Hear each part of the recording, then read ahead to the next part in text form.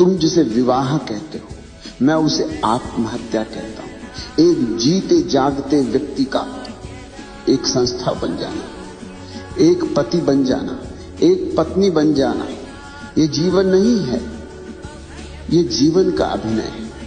क्या तुमने कभी दूल्हे को घोड़ी पर बैठे हुए गौर से देखा है? वो सोचता है कि वो राजा है, वो सोचता है कि उसने कोई किला जीत लिया है, मगर उसे खबर नहीं, उसे रत्ती भर भी खबर नहीं कि वो अपनी ही आजादी की शव यात्रा में जा रहा है। वो बाजे गाजे, वो शोर शराबा, वो रोशनी, ये सब तुम्हें धोखे में रखने के लिए है, ये सब तुम्हें बेहोश करने का उपाय है, ताकि तुम्हें पता न चले कि तुम एक खुली जेल में प्रवेश कर रहे हो। जरा अपने चारों तरफ देखो, जिन लोगों की शादियां हो चुकी हैं, क्या उनके चेहरों पर तुम्हें कोई आनंद दिखाई देता है? क्या उनकी आंखों में तुम्हें वो चमक दिखाई देती है जो किसी प्रेमी की आंखों में होती? नहीं, वहां सिर्फ थकान है, एक ऊब है, एक बासीपन है। वे एक दूसरे को प्रेम नहीं कर रहे, वे एक दूसरे को ढो रहे हैं, जैसे कोई पुरानी लाश को कंधे पर लाद कर चल रहा हो।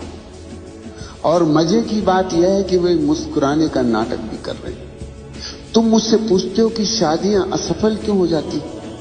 मेरा जवाब थोड़ा कड़वा है, मगर सत्य हमेशा कड़वा ही होता है। शादियां असफल इसलिए नहीं होती कि लोग बुरे हैं, शादियां असफल इसलिए हैं क्योंकि विवाह की पूरी व्यवस्था ही इंसान के स्वभाव के खिलाफ है। मनुष्य एक बहती हुई नदी है और विवाह एक ठहरा हुआ तालाब। नदी बहती रहे तो साफ रहती, ताजा रहती, रुक जाए तो सड़ जाती है, उसमें कीड़े पड़ जाते हैं, बदबू आने लगती है।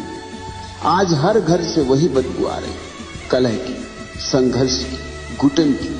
तुम सोचते हो कि 7 फेरे लेने से, मंत्र पढ़ने से या किसी कागज पर दस्तखत करने से प्रेम पैदा हो जाएगा। कितने नासमझ हो तुम। प्रेम कोई व्यापार नहीं है, प्रेम कोई समझौता नहीं है, मगर तुम्हारा विवाह 100% समझौता है। तुम प्रेम के कारण विवाह नहीं करते, तुम डर के कारण विवाह करते हो। तुम्हें डर है अकेलेपन का, तुम्हें डर है बुढ़ापे का, तुम्हें डर है समाज।